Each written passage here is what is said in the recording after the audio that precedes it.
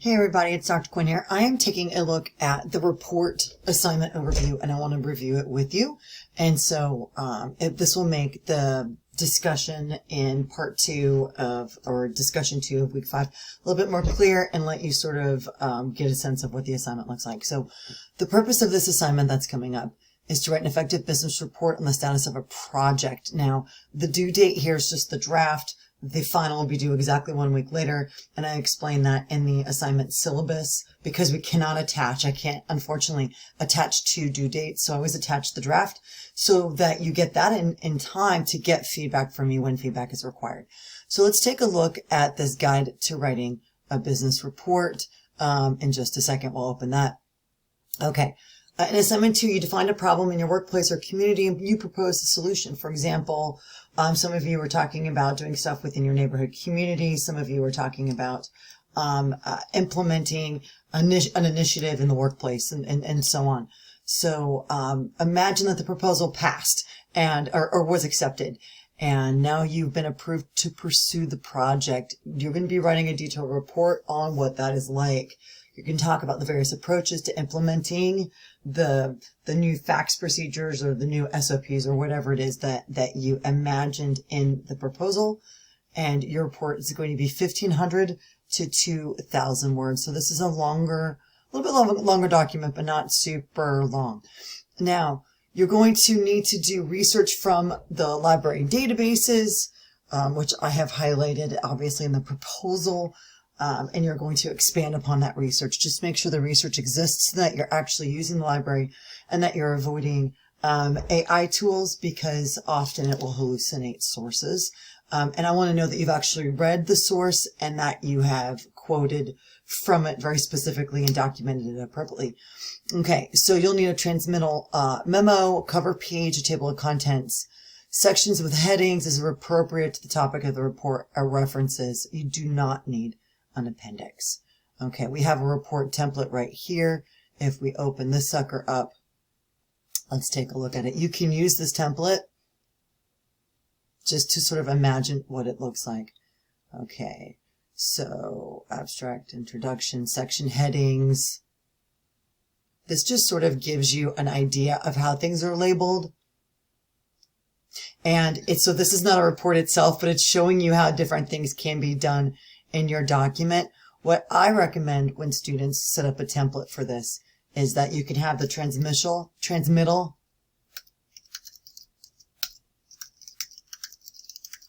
memo here, and then, a memo to from date subject, and then insert a page break, and then go section by section and what is actually going to be required in the assignment. You want a cover page, so that would be APA, and then a table of contents. But watch this. So transmittal memos on one page, and then this is your APA cover page. And then the next page, if this is what the assignment asks for, the next page is a table of contents. One of the really nice things about setting up a table of contents, for example, is if you are actually doing, I'm going to insert another page break. Say you have section 1, and if section 1 is the introduction, and then process, results, conclusion. If you use the actual built-in headers in Word, for example, and you can go to design and you can choose any kind of header design that you want. So for different headers for, let's see, for the introduction, let's say that's a header 1. For process, that's a header 1. For results, that's a header 1. And for conclusion, if I could have spelled it correctly, this would be a header 1. And then you could say part A, part B. I'm just going to show you what ends up happening. So if we have a header 2 and we have a header 2, just to show you the layout. Once you've used those headers, and of course you write you use this to sort of give yourself an idea of organization based upon the type of project that you're doing. And I think we have one too many pages here.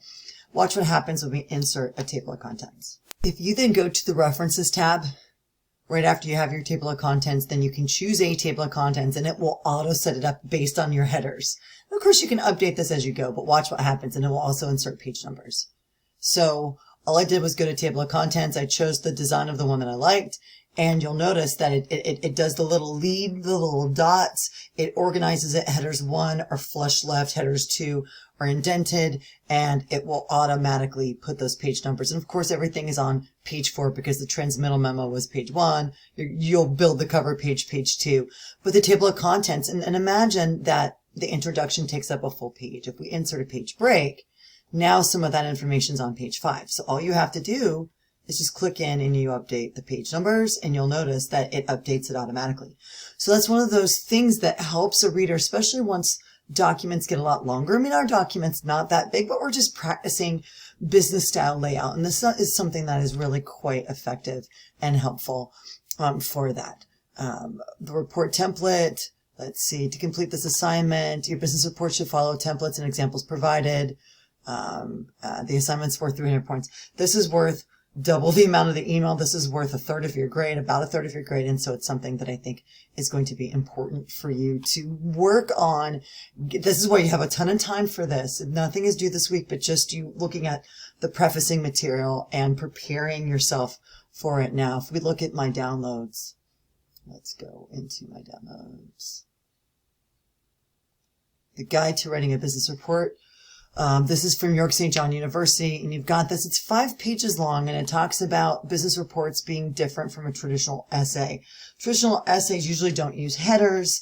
They're not going to have a table of contents. Reports are things that people can jump in and out of. In a traditional essay, just, in a short way of thinking about it, is for somebody to read the entirety of the text to see your perspective on something versus you talking about results of work that you've done for a business. So we talk about titles, different executive summaries, whether you're required to or not, what a table of contents looks like, introductions, lit review. The literature review is something you see a lot on academic content. It has to do with what other research that you've done has targeted this type of marketing for this business or this new sort of procedure within the office. So seeing in literature review, if you have a literature review, which I think would be great, it just shows all the research that you did that's specific to the proposal that you got approved and you fixing the thing that's wrong or the thing that's a little bit problematic or inconsistent within the business. The methodology is how you put your work together. So did you interview, like say you're talking about something that happened in your apartment community. Did you interview other residents? Did you interview management? Did you send out a survey? Did you walk the perimeter if you were evaluating sort of like the recycling and trash processes? What did you do to gather your data very specifically? Then your results, what happened when you implemented your changes. And so this is a very sort of academic layout, but it's a nice way to do that. The discussion is how do you implement now that you have the results, how do you implement the fix? And then of course, any additional recommendations in conclusion. You will not need an appendices for this project. So when you're going through and you're taking a look at the information within, week 5's unit 2 discussion overview, take a look at this student sample, which I will be doing a separate video for. And just know the sample has a PA 7th edition, but all you have to do in this discussion is to describe whether the writer followed the instructions for the research report, discuss whether the student's executive summary follows the model, list the sources, and note whether they are articles from journals, trade journals, or popular news and magazines. So I'm going to take a secondary video to do that, and I hope that you compare your thoughts on the proposal to mine. And if you have any questions, reach out and let me know. Oh, one final thing before I close this video out. If we go into the assignment itself, I'm going to switch my view to show you from a student perspective that information that we just skimmed over. The report itself, the guide to writing a report as support reading was embedded in there. But let's take a look at the rubric really quickly. Writing task requirements. Assignment submitted before or by the due date. Assignment revision submitted before or by the due date. The report meets the length requirements. Follow the assignment template. Uses 7th accurately and follows business format for the type of document. Note that you will get an incomplete if you submit a draft, but you don't submit a final, or you submit the draft super late. You don't get that in-depth feedback that I have to be able to give you within a certain range of time so you can consider that feedback, right? So you'll lose a bunch of points here if you don't do the draft and final. Okay, and the draft and final dates are on the syllabus. Audience considerations. The report clearly and specifically by name and title identifies the decision maker. I want this to be a real person, and even if you don't submit this, you're just doing this for the class, that it shows that attention to detail, that you did a little bit more of the digging and you found that this person does exist and this is the right person for the report to go to. Not to a group, we're talking to very specifically a person, and that's a lot of feedback that I gave in the proposal space. Okay. Talking about updates to current projects clearly identifies the writer by name and title and so on and so forth. So my goal for you looking at this is to use this rubric as a checklist, especially as you're preparing the draft. The more information you have, I don't grade a draft by value of points. I only grade its absence or its lateness. If you need to submit an assignment late because you've got some sort of significant emergency that has happened, then you need to email me and let me know what is going on. And of course, I'll be flexible. Absolutely. But if it's beyond those dates, then these penalties do apply if you have not let me know or you don't have documentation of an emergency.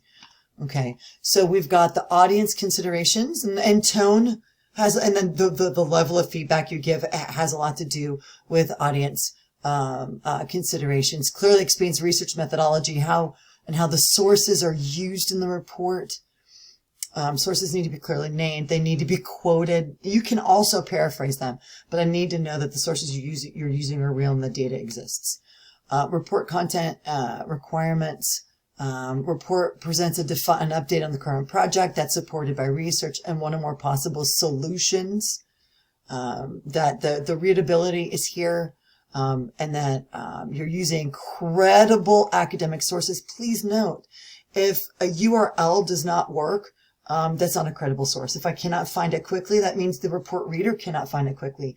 And you cannot have an expectation that they're going to spend 20 minutes trying to find a report that perhaps could have been hallucinated. If that report title is hallucinated and it does not exist, or the information on it is not accurate, it's going to affect the quality of every aspect of the report. It's going to make the report writer untrustworthy. And we don't want that to happen. AI use, guidelines regarding AI use. You can use AI for brainstorming. You can use it for help with proofreading, but you can't use it for the writing. But what I always tell students is, even if you used a little bit of it, then if you I won't penalize you if you document it by changing the color. Like, I'm pretty flexible when it comes to the use, but in the end, I'm only going to grade what was your writing. So if you had an AI section in there that you kept, change the color to red or purple or something obvious.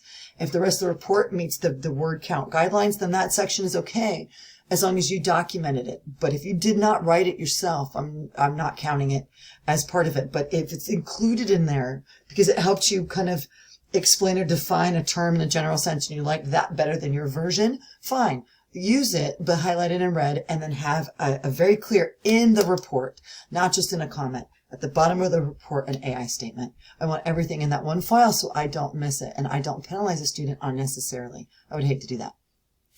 Finally, note, the student presents a revised draft based on the feedback received. Please note, these projects are long. It takes me quite a while to do this. So the sooner a student submits drafts, the sooner you get your feedback and you get more time. So I try to do feedback based upon the order of the submission by the deadline. And if you submit it a day before it's final, you're really not going to get any feedback and you're going to lose these revision opportunity points here because I'm not going to be able to see it in time because of my full-time teaching schedule. Or I'm not going to be able to give you the depth that you need. Some of the reports are incredibly brilliant in the drafting stage, and so the feedback is just supportive and focused on certain things that you can do. I don't expect that students make every change that I recommend, but I expect that they will review it and consider it like you would in the workplace if you're doing a project for the boss and the project is a team effort. So that's the lay of the situation for this report. I hope this video has been helpful, and if you have any questions, please don't hesitate to reach out and to let me know.